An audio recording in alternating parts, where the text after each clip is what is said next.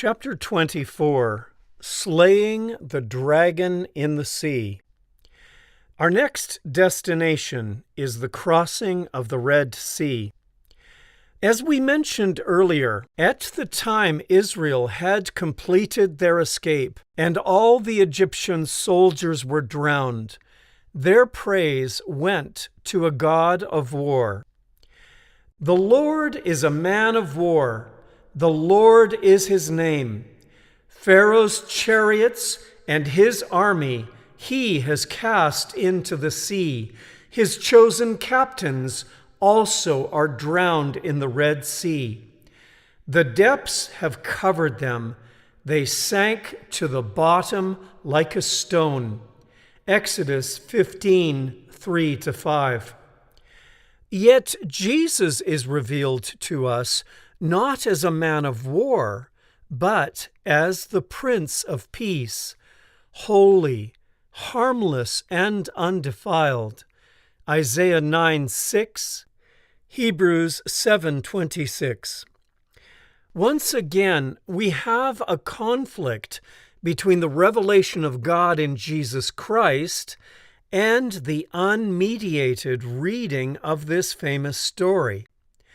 The mirror once again beckons us to search deeper in order to find harmony between the two testaments. As we peruse this story with our natural veil over our eyes, the story appears very simple. So the people of Israel walked through the middle of the sea on dry ground, with walls of water on each side. Then the Egyptians, all of Pharaoh's horses, chariots, and charioteers, chased them into the middle of the sea. But just before dawn, the Lord looked down on the Egyptian army from the pillar of fire and cloud, and he threw their forces into total confusion. He twisted their chariot wheels, making their chariots difficult to drive. "Let's get out of here, away from these Israelites," the Egyptians shouted. "The Lord is fighting for them against Egypt." When all the Israelites had reached the other side, the Lord said to Moses, "Raise your hand over the sea again. Then the waters will rush back and cover the Egyptians and their chariots and charioteers." So as the sun began to rise, Moses raised his hand over the sea, and the water rushed back into its usual place. The Egyptians tried to escape, but the Lord swept them into the sea. Then the waters returned and covered all the chariots and charioteers, the entire army of Pharaoh. Of all the Egyptians who had chased the Israelites into the sea, not a single one survived. Exodus 14:22-28. There is a sense of satisfying resolution when the arch nemesis of God's people is completely wiped out. It appears evident that God stepped in and used his power to drown his enemies. "And once again I will harden Pharaoh's heart, and he will chase after you. I have planned this in order to display my glory through Pharaoh and his whole army. After this, the Egyptians will know that I am the Lord." So the Israelites camped there as they were told. Exodus 14:4. God stated that he would display his glory through Pharaoh. Do we assume that God's glory is to drown people? Is God's glory found in corpses strewn along the beach? It would be natural to suggest that God displays his love and care by killing those who would kill his children. This makes perfect sense to most people. But we remember that God's thoughts are not our thoughts.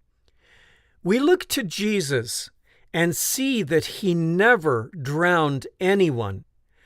So it's time to take up our tools and search for a resolution to how this story of the Red Sea crossing harmonizes with the character of Jesus. Some of us may feel resistance to searching further because it feels right that Pharaoh should be punished for his crimes against God's chosen people. Our natural sense of justice feels irritated by the suggestion that there is more to the story than God personally drowning a horde of evil soldiers and their foolish leaders for pursuing slaves, whom they should have known to just let go due to the plagues. But the Bible itself wants us to look at this story. How do we know? Because this story is rich with imagery connecting to many other parts of the Bible. And these later verses expand on what is happening. These connections are important because this story, like all stories in the Old Testament, is written for our benefit in the last days. These things happened to them as examples for us. They were written down to warn us who live at the end of the age. 1 Corinthians 10:11. The Bible uses the imagery of Pharaoh's death and the Red Sea as an illustration of how Satan himself will come to his end.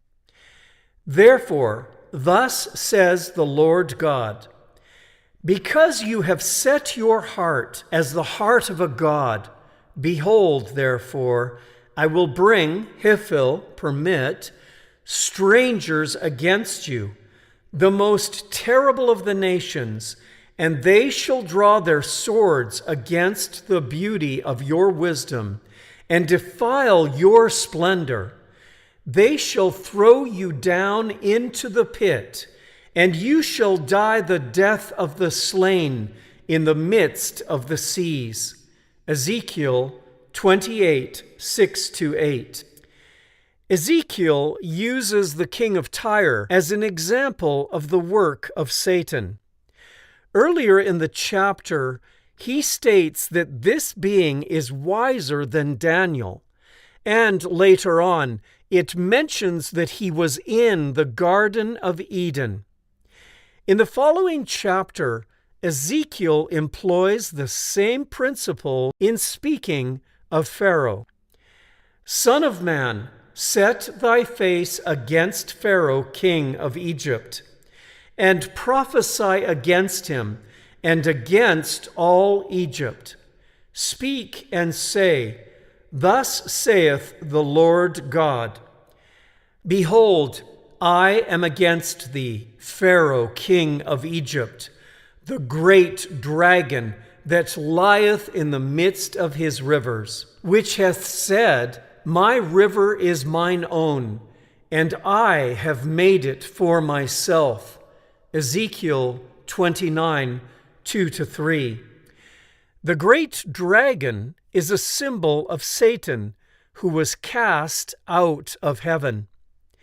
This great dragon, the ancient serpent called the devil, or Satan, the one deceiving the whole world, was thrown down to the earth with all his angels. Revelation 12:9. There is therefore an evident connection between Satan and Pharaoh, not just because Pharaoh did evil, but his actions reflect the person of Satan to such an extent that Pharaoh is identified with Satan. Let us now examine this story. We note with interest the place where God brought the Israelites to cross the Red Sea. Order the Israelites to turn back and camp by Pi-hahiroth, between Migdol and the sea. Camp there along the shore across from Baal-zephon. Exodus 14:2. Gesenius indicates that the name Pi-hahiroth, the place where the Israelites camped before crossing, means mouth of the cavern. The Strong's Concordance mentions mouth of the gorges, and Josephus facilitates this with the following account, quote, "Now when the Egyptians had overtaken the Hebrews, they prepared to fight them, and by their multitude they drove them into a narrow place. For the number that pursued after them was 600 chariots, with 50,000 horsemen, and 200,000 footmen, all armed. They also seized on the passages by which they imagined the Hebrews might fly, shutting them up between inaccessible precipices and the sea. For there was, on each side, a ridge of mountains that terminated at the sea, which were impassable by reason of their roughness, and obstructed their flight. Wherefore they there pressed upon the Hebrews with their army, where the ridges of the mountains were closed with the sea, which army they placed at the chops of the mountains, that so they might deprive them of any passage into the plain." End quote. Josephus, Antiquities of the Jews, Book 2, Chapter 15. It is evident that the Israelites passed between two ridges down to the sea. It seemed impossible for them to escape. The word Migdol means tower or fortress, suggesting a fortified outpost of Egypt for the protection of the nation. Baal-zephon was an Egyptian town which is defined as follows. Quote, Baal-zephon, Hebrew, Baal-zephon, Akkadian, Bil-hazi, Ugaritic, Balu-sapeni, Hurrian, Tesub-halbaj, Egyptian, Brudpan, was the form of the Canaanite storm god Baal, literal the Lord, in his role as Lord of Mount Zephon. He is identified in the Ugaritic texts as Hadad. Because of the mountain's importance and location, it came to metonymously signify north in Hebrew. The name is therefore sometimes given in translation as Lord of the North. He was equated with the Greek god Zeus in his form Zeus Cassius, and later with the Roman Jupiter Cassius. End quote. Both Gesenius and Strong's Concordance indicate that Baal-zephon is the Egyptian form of Typhon the Destroyer, the Baal or Lord of Winter. Tyndale's Bible Dictionary states that the god Baal-zephon is mentioned in Ugaritic, Egyptian, and Phoenician writings as a sea and storm god. "Speak unto the sons of Israel, and they turn back and encamp before Pi-hahiroth, between Migdol and the sea, before Baal-zephon. Over against it ye do encamp by the sea." Exodus 14:2, Young's literal translation.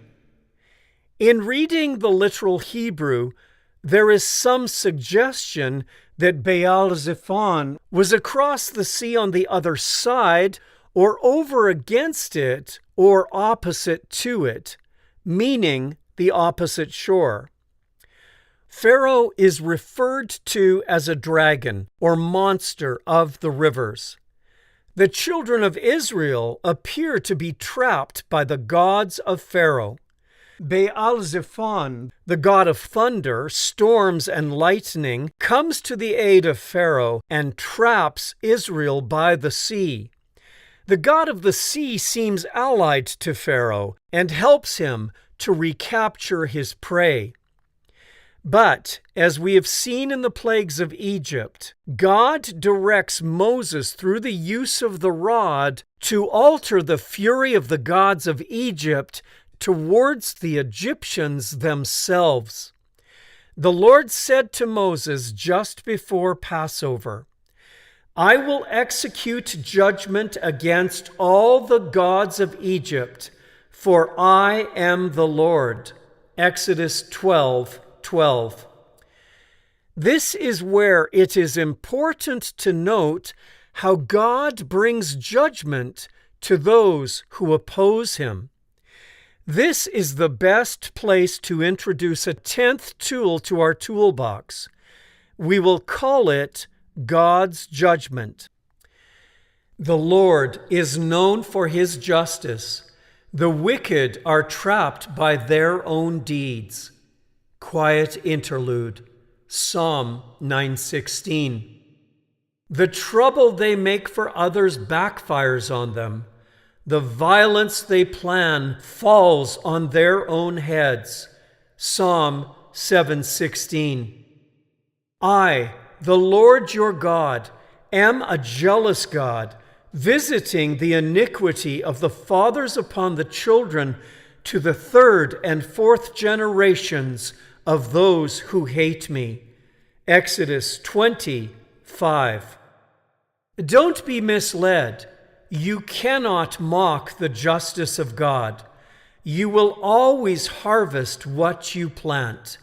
Galatians 6:7. For you will be treated as you treat others. The standard you use in judging is the standard by which you will be judged. Matthew 7:2. There were at least 3 sanctuaries dedicated to Baal-zephon in North Egypt. It was a deity worshipped by the Egyptians. As Moses is instructed to raise his rod, the waters are divided, smashing the power of Baal-zephon. The psalmist declares, "You split the sea by your strength and smashed the heads of the sea monsters.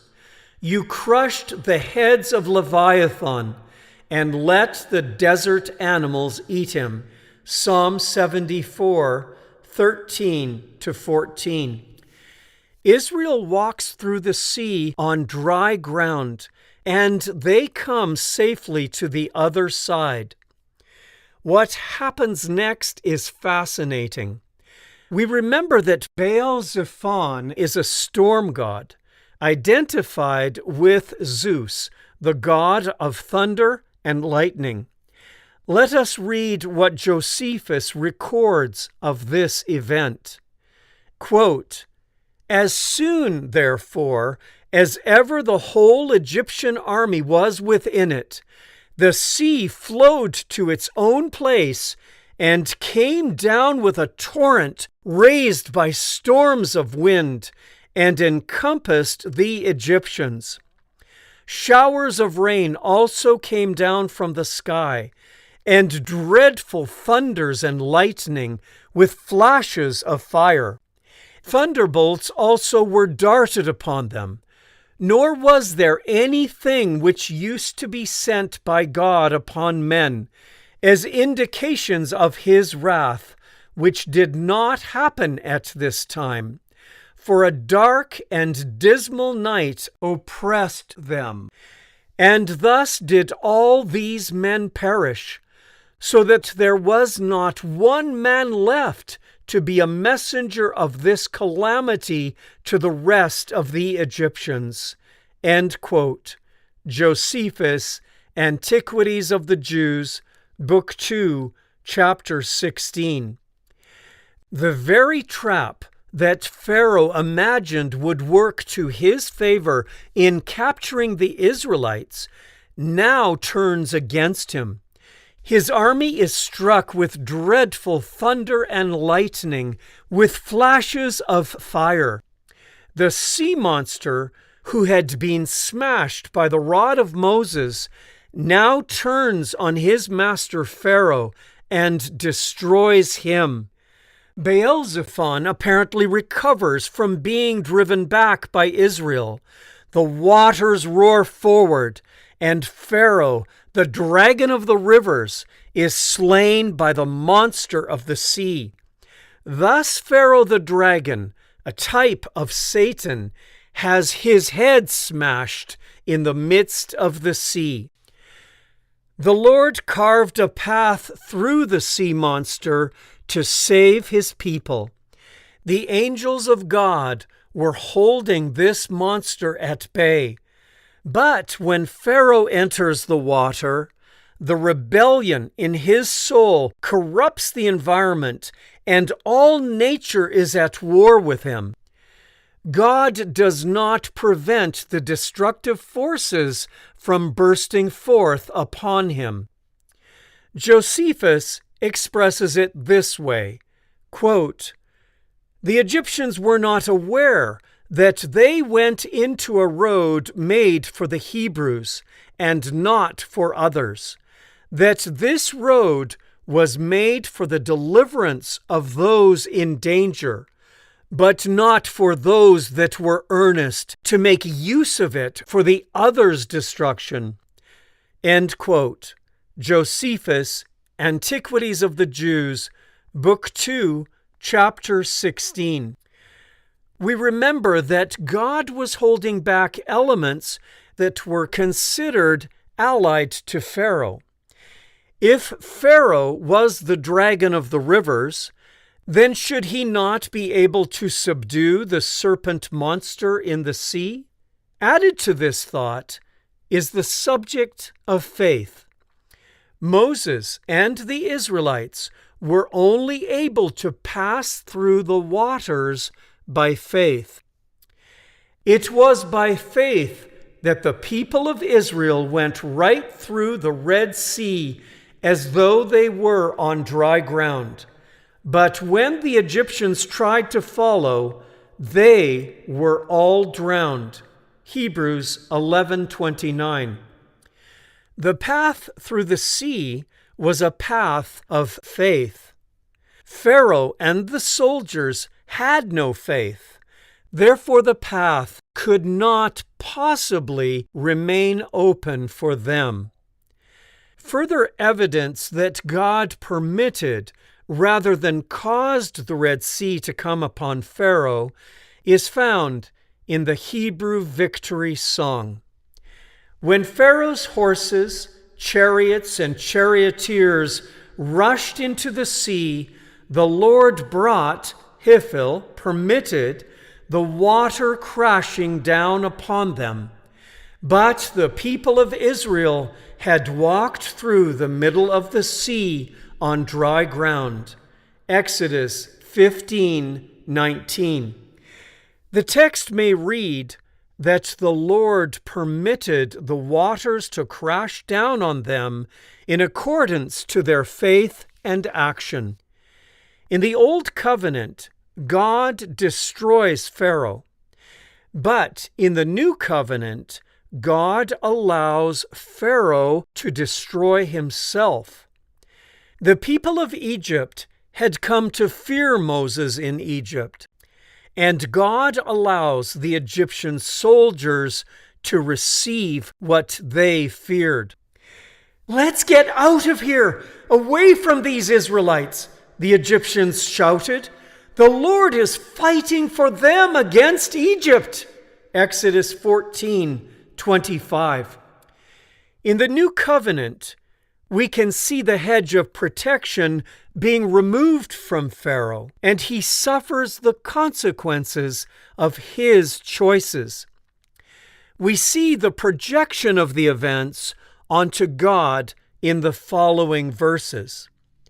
When all the Israelites had reached the other side, the Lord said to Moses, "Raise your hand over the sea again. Then the waters will rush back and cover the Egyptians and their chariots and charioteers." Exodus 14:26. Outside of the character of Jesus, it feels very much like God personally killed the Egyptians. All the tools we have learned seem weak in this story. Should we stop here and just believe that God drowned the Egyptians? What does this do to the witness of Jesus? It makes him a liar. He is not the complete revelation of the Father if this is the case. A plausible case has been made for an alternative understanding of what happened in this story, but we need to dig deeper. The story of the Red Sea crossing connects us to the week of creation, as well as the final events surrounding the destruction of Satan. We need to investigate these events to shine more light on this story.